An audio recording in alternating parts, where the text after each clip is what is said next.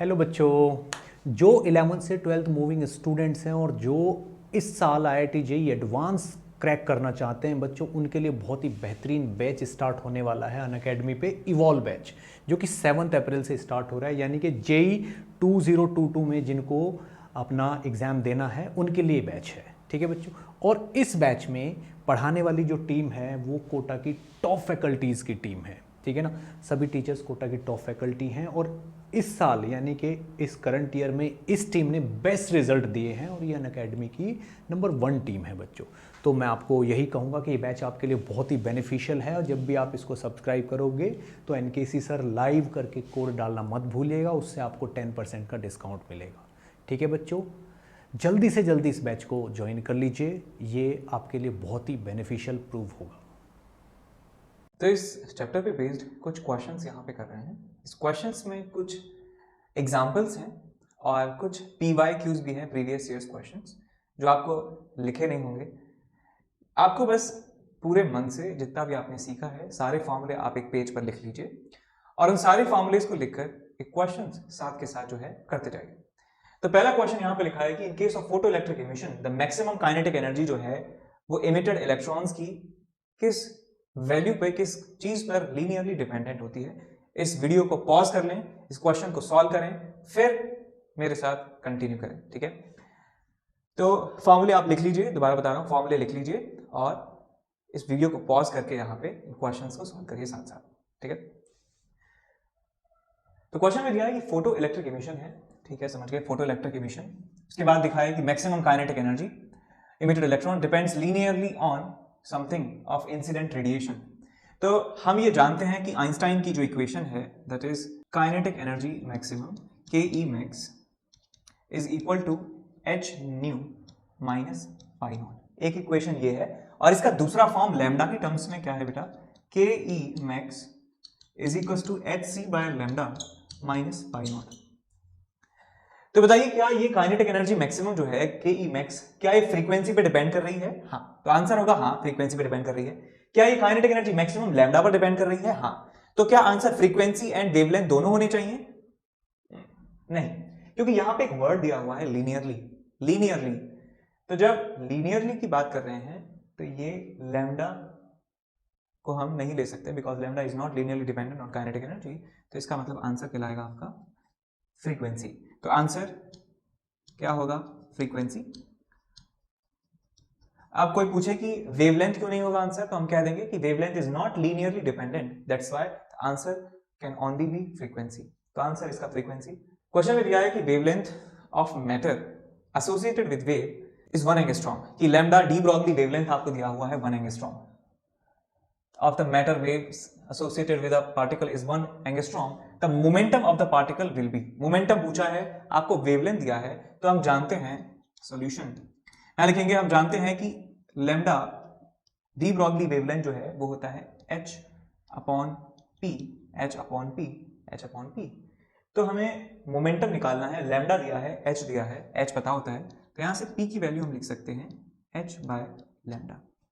सो H की value आपको याद रखनी पड़ेगी हर हालत में, that is 6.63 into 10⁻⁻34 joule second divided by lambda. Lambda दिया है बेटा 1 एंगस्ट्रॉम, 1 एंगस्ट्रॉम। अब सबसे बड़ी गलती जो स्टूडेंट्स हैं वो करते हैं यहाँ के यूनिट कन्वर्जन में। तो इसका एक बहुत ही छोटा सा एक रूल है कि जब भी आप कोई फॉर्मूला में वैल्यूज पुट कर रहे हैं तो उनको एक पर्टिकुलर यूनिट सिस्टम में आप उनको लिखिए। तो जैसे ऊपर जूल सेकंड है which is SI unit system का एक पार्ट है ये। एंगस्ट्रॉम जो है वो SI यूनिट नहीं है लेंथ का। यदि आप भूल गए हैं तो मैं आपको याद दिला देता हूं कि SI यूनिट सिस्टम में, SI यूनिट सिस्टम में कुछ स्टैंडर्ड यूनिट्स हैं। जैसे हमारे पास मास का स्टैंडर्ड यूनिट होता है किलोग्राम, जो लेंथ है बेटा, लेंथ का यूनिट होता है मीटर, टेम्परेचर जो है केल्विन, केल्विन, और जो मोल का मोल है, मास लेंथ टेम्परेचर, टाइम का सेकंड है।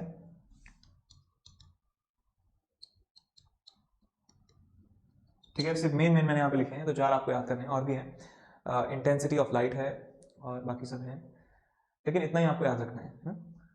तो जब हम किसी फॉर्मूले में वैल्यू पुट कर रहे हैं तो सारी वैल्यूज हमें एक ही यूनिट सिस्टम में हमें पुट करनी चाहिए, जरूरी नहीं है लेकिन चाहिए।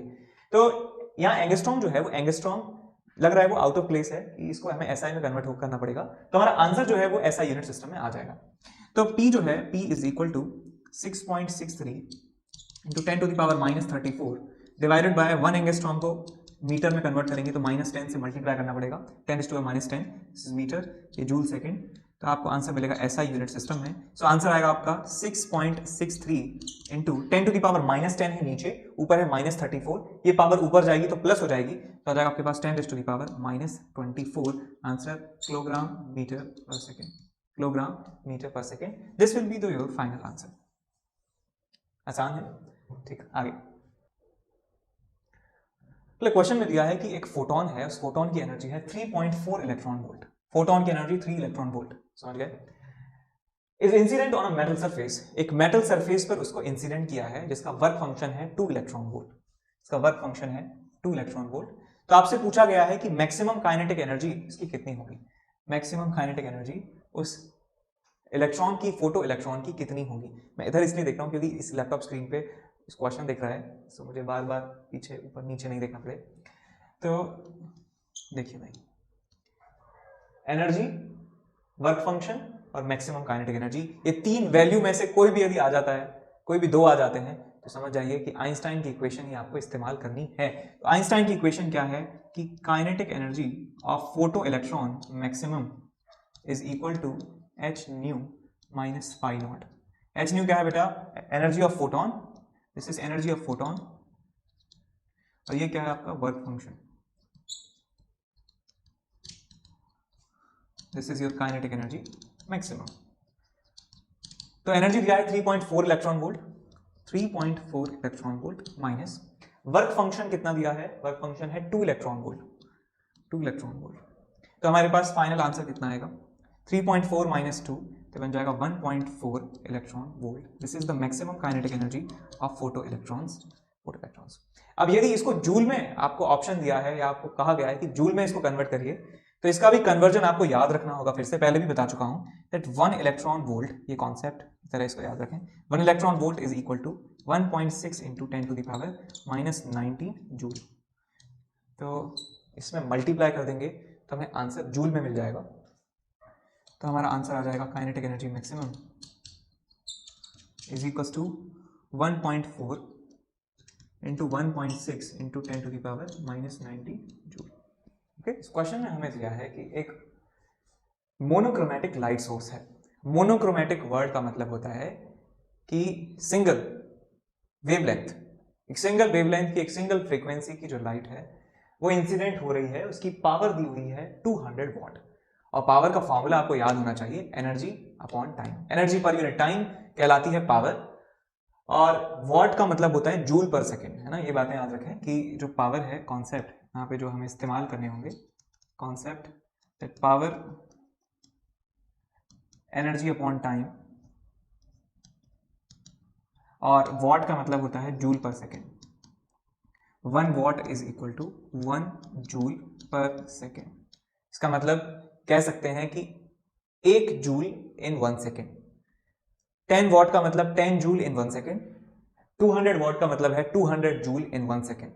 और कहा गया है कि इतने photons 4 into 10 to the power 20 photons in 1 second per second ये निकालता है, इमिट करता है फोटॉन्स। इसको n कह देते हैं, n is given 4 into 10 raise to the power 20 photons per second, photons per second, और पावर हमको दिया है बेटा 200 वॉट। और हमें कैलकुलेट करना है कि वेवलेंथ कितना होगा इस रेडिएशन का। देखिए साहब इसको कैसे करना है सॉल्व। तो पावर है एनर्जी अपॉन टाइम, तो 1 सेकंड में हम कैलकुलेशन कर लेते हैं कि 1 सेकंड में जो हमारा पावर है और नंबर ऑफ फोटॉन्स हैं उसके करस्पॉन्डिंग हम लैम्डा निकाल सकते हैं। किसी भी टाइम इंटरवल के लिए आप निकाल सकते हैं, 2 सेकंड के लिए, 5 सेकंड के लिए, 10 सेकंड के लिए, लेकिन 1 सेकंड के लिए कैलकुलेट करना आसान है। देखिए कैसे, तो मैं यहाँ पे लिख देता हूँ कि ये सारी कैलकुलेशन मैं 1 सेकंड के लिए करूंगा, आप किसी भी टाइम इंटरवल के लिए कर सकते हैं। इन 1 सेकंड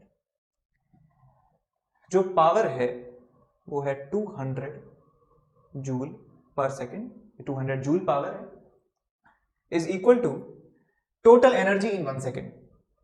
टोटल एनर्जी कितनी है? टोटल एनर्जी तो 1 सेकेंड में बेटा 4 इंटू 10⁻20 फोटॉन्स आ रहे हैं, तो हर एक की एनर्जी कितनी है? hc बाय लेमडा या h इंटू न्यू। तो मैं यहां पे लिखूंगा 200 joule is equal to joule in 1 second is equal to 4 into 10⁻20 into hc by lambda. ये बेटा आपकी टोटल एनर्जी इन 1 सेकेंड। नीचे टाइम आता है पावर में, तो आगे आपके पास टाइम 1 सेकेंड। तो आपके पास राइट हैंड साइड में वेरिएबल्स हैं लेमडा, h और c की वैल्यू आपको पता ही होती है, तो यहां से आपको मिल जाएगा 200 is equal to 4 into 10⁻20 into h की वैल्यू है 6.6 इंटू 10⁻34 और c की जो वैल्यू है, c की वैल्यू आ जाएगी आपके पास 3 इंटू 10⁸ डिवाइडेड बाय लेमडा। तो आप लेमडा की वैल्यू निकाल सकते हैं। तो लेमडा की वैल्यू आपको मिलने वाली है 4 into 10⁻20 into 6.6 into 10⁻34 into 3 into 10⁸ divided by 200। तो अब ये मुझे आप बताइए कि इसका आंसर कौन सी यूनिट में आने वाला है, कौन सी यूनिट में हमें लेमडा मिलेगा। तो इसका लॉजिक ये है कि देखिए हमने यहाँ पे पावर को SI यूनिट में रखा है, हमने टाइम को सेकेंड्स में रखा है, h को जूल सेकंड में रखा है, c को मीटर पर सेकंड में रखा है। तो सारी क्वांटिटी जो है वो SI यूनिट में रखी है, तो हमारा आंसर भी SI यूनिट में आएगा। तो आंसर आपको मिलेगा इन मीटर्स, इन मीटर आपको आंसर मिल जाएगा। सॉल्व कर लीजिए इसको, ठीक है। आगे चलते हैं। अगला क्वेश्चन दिया है कि एक मेटालिक सरफेस से फोटो इलेक्ट्रॉन्स का इमिशन तभी पॉसिबल हो सकता है when frequency of the incident light is greater than the dash dash dash dash dash या dot dot dot dot dot, कि कब कि फ्रीक्वेंसी पे क्या ऐसी कंडीशन लगाई जाए जिससे फोटो इलेक्ट्रॉन्स इमिट हो सकें। तो ये सब जानते ही हैं कि न्यू जो है वो ज्यादा होना चाहिए थ्रेशहोल्ड फ्रीक्वेंसी से। So new must be greater than और equals to threshold frequency.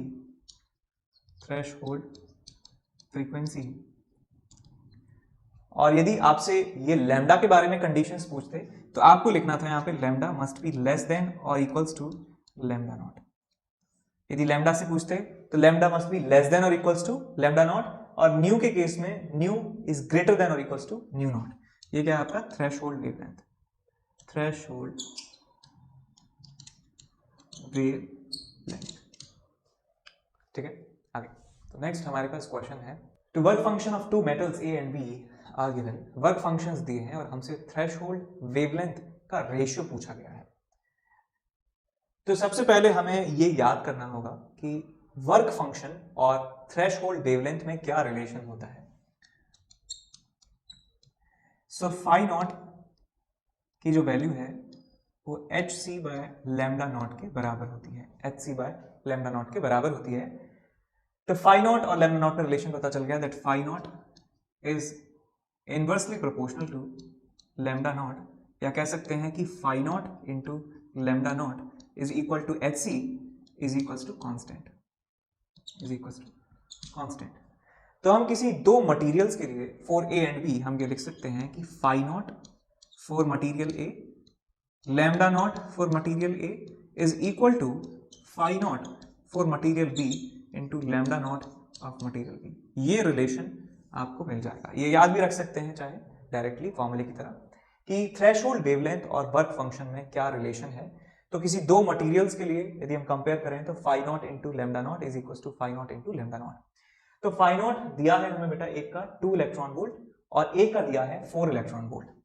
So 2 electron volt into lambda nought A is equal to 4 electron volt into lambda nought B. तो यहां से lambda nought A divided by lambda nought B की value आ जाएगी आपके पास 4/2 is equal to 2/1। तो आपका answer हो जाएगा 2:1। तो फर्स्ट वाले का सेकंड वाले के साथ जो रेशियो है दैट विल बी 2:1। तो इस क्वेश्चन में हमें डी ब्रॉगली वेवलेंथ पूछा गया है। आपको गिवन है उस न्यूट्रॉन की काइनेटिक एनर्जी और उस न्यूट्रॉन का मास आपको गिवन है। तो इस क्वेश्चन के लिए हम फॉर्मूला लगा सकते हैं।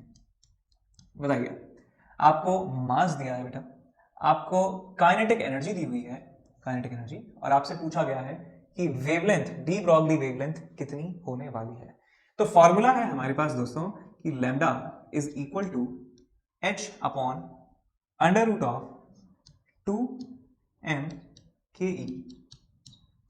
यदि इस फॉर्मूले में हमें मास काइनेटिक एनर्जी पता चल जाए तो हम पूरे लैम्डा की वैल्यू निकाल सकते हैं। अब फिर से वही बात आपको ध्यान रखनी है, यदि आप किसी फॉर्मूले में जब वैल्यू पुट करते हैं तो हमें एक पर्टिकुलर यूनिट सिस्टम को फॉलो करना चाहिए, और मैक्सिमम केसेस में वो SI यूनिट सिस्टम होता है। तो H की वैल्यू SI की टर्म्स में कितना होगा, SI यूनिट में 6.6 या 6.63 into 10⁻⁻34 joule second divided by under root of 2 mass दिया है 1.6 into 10⁻⁻27 kilogram into kinetic energy. Kinetic energy हमें दी हुई है इलेक्ट्रॉन वोल्ट्स में, हमें इसे कन्वर्ट करना होगा जूल में। तो जूल में कन्वर्ट करने के लिए हम क्या करेंगे, 0.04 को मल्टीप्लाई करेंगे 1.6 इंटू 10⁻⁻19 से, तो ये एनर्जी हमें जूल में मिलने वाली है। अब इस एक्सप्रेशन को आप सॉल्व कर लेंगे और आपके पास मिल जाएगा आपका आंसर इन मीटर। तो आंसर आपको मिलेगा लैम्डा इन मीटर। ठीक है, तो इस क्वेश्चन को देखिए। इस क्वेश्चन में दिया है कि एक इलेक्ट्रॉन है, एक अल्फा पार्टिकल है और एक प्रोटॉन है। तो इन तीनों में आपको यह बताना है कि सबसे स्मॉलेस्ट, सबसे शॉर्टेस्ट डी ब्रॉगली वेवलेंथ कौन से पार्टिकल के पास होने वाली है। तो हम ये जानते हैं डी ब्रॉगली वेवलेंथ का फॉर्मूला, सेम काइनेटिक एनर्जी दिया हुआ है, ये बात भी याद रखना है। So lambda is equal to h upon 2m ke का अंडर रूट, ये होता है लैम्डा की वैल्यू। तो इन तीनों पार्टिकल्स के लिए आप ये देखिए कि कौन कौन सी क्वांटिटीज जो है वो सेम है, जो मैटर नहीं करने वाली है। तो एक तो H सबके लिए कांस्टेंट है, H एक यूनिवर्सल कांस्टेंट है। काइनेटिक एनर्जी क्वेश्चन में दिया है सेम है, 2 सबके लिए सेम है। तो हमें ये समझ में आता है कि lambda for all the particles will only depend upon under root of m। तो यानी मास की वैल्यू ज्यादा तो लैम्डा की वैल्यू कम, तो मतलब मास जिसका ज्यादा होगा बेटा उसका लैम्डा जो है वो सबसे कम होगा। अब इन तीनों में से electron, proton and alpha particle सबसे हैवीएस्ट कौन है। तो हमारे पास इलेक्ट्रॉन, प्रोटॉन और अल्फा पार्टिकल में से अल्फा पार्टिकल जो है 2He4 का न्यूक्लियस, हीलियम का न्यूक्लियस, वो सबसे ज्यादा भारी है, बिकॉज यहाँ पे 2 प्रोटॉन है और 2 न्यूट्रॉन है, 4 न्यूक्लियॉन्स हैं। तो इसका मतलब ये सबसे हैवीएस्ट होगा, इसका मतलब इसका वेवलेंथ जो है वो सबसे शॉर्टेस्ट होगा अमंगस्ट ऑल 3 पार्टिकल्स। ठीक है, आसान था। इस क्वेश्चन में आपको दिया है कि एक लाइट है, उसकी फ्रीक्वेंसी है 7.21 इंटू 10⁻14 और इसकी फ्रीक्वेंसी के साथ साथ आपको क्वेश्चन में दिया है कि maximum speed of photo electrons दिया है और हमसे पूछा गया है कि थ्रेशोल्ड फ्रीक्वेंसी की वैल्यू कितनी होने वाली है। तो हम यहाँ पे आइंस्टाइन की इक्वेशन का इस्तेमाल कर सकते हैं। आइंस्टाइन की इक्वेशन क्या है कि maximum kinetic energy ke max is equal to h nu minus h nu nought. अब क्योंकि जो पार्टिकल जिनकी काइनेटिक एनर्जी के बारे में बात कर रहे हैं वो इलेक्ट्रॉन्स हैं, तो हम यहाँ काइनेटिक एनर्जी की वैल्यू में हाफ mv² फॉर्मूला इस्तेमाल कर सकते हैं। तो मैं यहाँ लिखूंगा half into mass of electrons into speed, maximum speed का square is equal to h into nu minus nu naught. Nu naught की वैल्यू हमें निकालनी है, इसको इधर ले जाएंगे h को, तो आपको मिल जाएगा nu nought is equal to nu minus 1/2 me v max square divided by h आ जाएगा।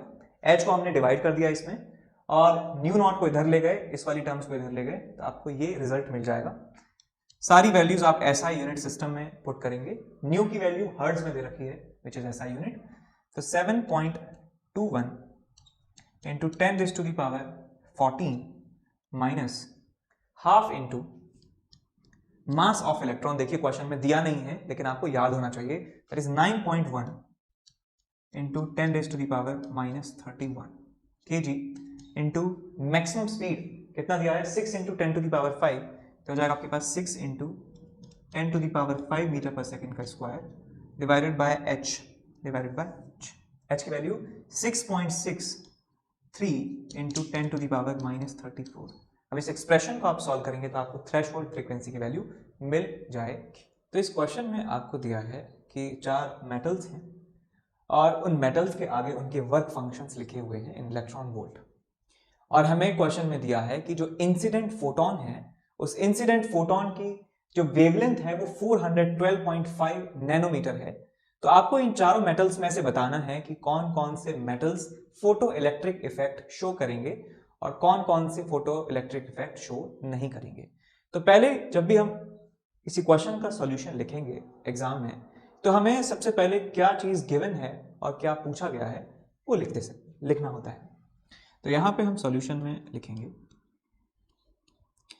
गिवन दैट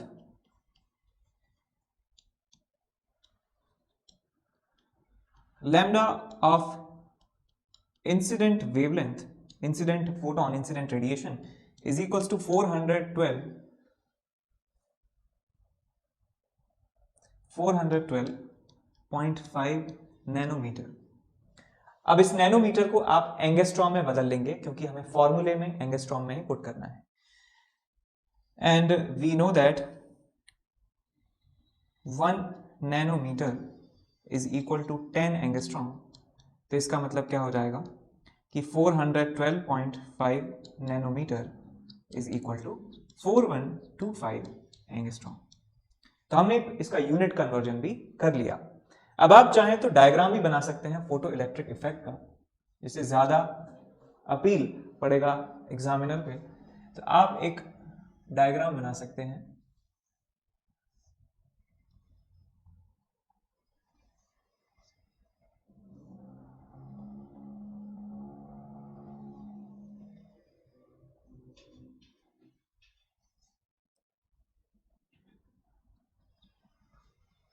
तो हम जानते हैं from Einstein equation, because kinetic energy maximum is equal to hc by lambda minus phi naught from Einstein equation.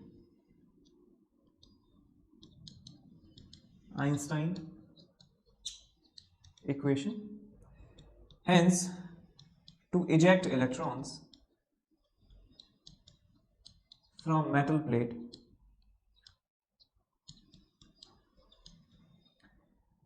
तो metal plate से electrons निकालने के लिए hc by lambda जो है hc by lambda that should be greater than or equals to phi naught। ये condition होती है कि मिनिमम ये तो होना ही चाहिए कि hc by lambda की वैल्यू ज्यादा होनी चाहिए phi naught से। phi naught क्या है? आपका वर्क फंक्शन है। तो यदि हम यहाँ पे देखें कि hc by lambda should be greater than or equals to phi naught, ये दोबारा मैंने लिख दिया। तो hc की वैल्यू आप लिख सकते हैं 12400, यहाँ लिख सकते हैं आप 12400 डिवाइडेड बाय लैम्डा। लैम्डा की वैल्यू एंगस्ट्रॉम में पुट करेंगे तो आएगा ये 4125। This should be greater than और इक्वल्स टू phi naught। इसको आप फर्दर सॉल्व करेंगे तो आपको मिलेगा phi naught must be less than और इक्वल्स टू 3 इलेक्ट्रॉन वोल्ट। तो ये फाइनल कंडीशन हमारे पास आ जाती है that work function of that particular metal must be less than और इक्वल्स टू 3 इलेक्ट्रॉन वोल्ट। अब इस कंडीशन को सेटिस्फाई करने के लिए कौन कौन से यहाँ पे वैलिड मेटल्स हमारे पास दिए हुए हैं, तो आप देख सकते हैं कि 4.17 is not less than 3, 3.20 is also not less than 3, but 2.15 is satisfying that inequality and 1.92 sodium is also satisfying that inequality। तो हमारे आंसर्स हो जाएंगे वो ये वाले आंसर्स हो जाएंगे। इनमें फोटो इलेक्ट्रिक इफेक्ट शो नहीं करेगा। तो हम यहाँ पे एक लाइन और लिखेंगे नीचे that sodium and potassium will show photoelectric effect but calcium and molybdenum will not show photoelectric effect। तो यहाँ पे एक लाइन और लिख सकते हैं, आप लिख देंगे अपने आप, ठीक है। मेरे पास बोर्ड पे जगह नहीं है तो आप लिख लेना नीचे लाइन कि these two metals, इनके नाम है sodium and potassium, will show photoelectric effect but these two atoms, these two metals calcium and molybdenum will not show the photoelectric effect। ठीक है, आगे